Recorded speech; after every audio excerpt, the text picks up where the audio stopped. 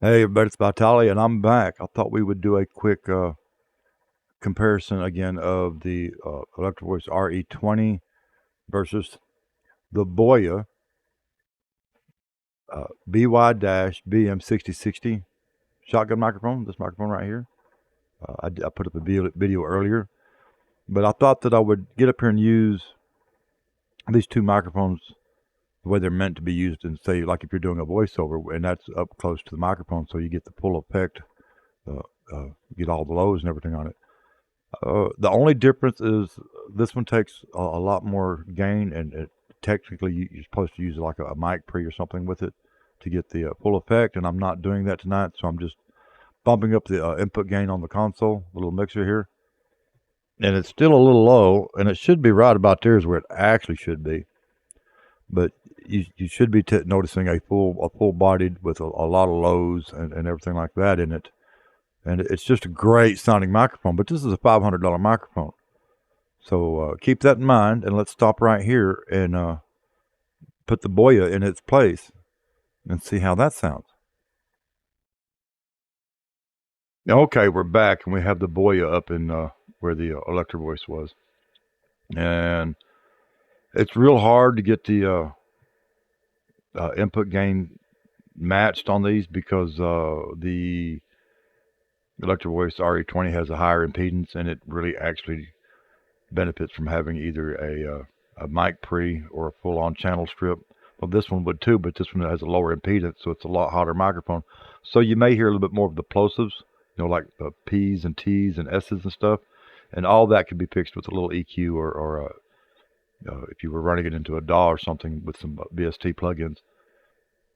However, we're doing a mic-to-mic comparison here, so I'm watching the meter over here in the software to make sure that it doesn't get too far out of range there of what the other one was, and it's real hard to get it right down to the decimal point there, but we're pretty close. And now keep in mind, I've already heard these two microphones in the process of making the last video and working on this video. So overall, I'm really impressed with this microphone. It's this microphone is $87.50 versus the ElectroVoice, which when I got it was $499, and then everything else was extra. And now you can buy like that bundle for $500, $40.99 plus something, and you get you still don't get everything that came with this one, but you get pretty close. Actually, there's a bundle that I'll share in the link. It's like $494, $499 that includes the microphone, the shock mount, and a broadcast arm here. And I just thought it would be interesting to use these microphones the way they're meant to be used. Most of the time I'm using these in my live streams and stuff, and I'm all leaned back and relaxed. But you're actually supposed to be up pretty close to the microphone and talking into the microphone, either for broadcast or recording or stuff like that. Doing a podcast or whatever the case may be. Voiceover work especially is where this microphone I think would excel, because a lot of people are using the Sennheiser MK 416, and that's $1,000 microphone. And a friend of mine has one, and it's a really great sounding microphone. And I was so impressed with this earlier today when I was making the other video that I called him and had him jump into Discord with me, and we got to comparing them, sending files back and forth through Dropbox, and they're like extremely close. The thing is that other microphone costs a little over 11 times what this one cost. Like I said, this one's $87.50 plus tax, and that one's $999.99 plus tax. Huge difference, but not a lot of difference in the end result. So I would be extremely hard pressed to tell somebody to go spend $1,000 on that microphone when this one is doing just as good a job for $87.50. And I can't repeat that enough.